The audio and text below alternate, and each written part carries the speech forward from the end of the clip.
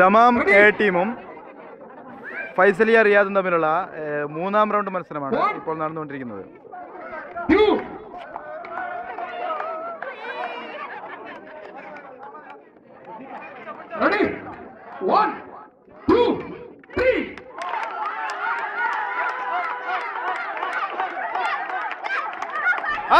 പോരട്ടെ പോരട്ടെ പോരട്ടെ.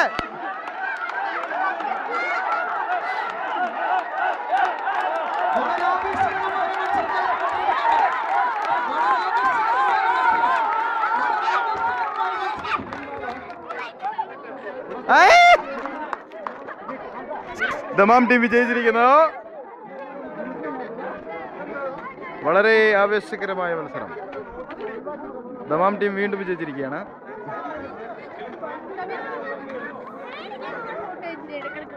നിന്റെ എല്ലാവരും എടുക്കും.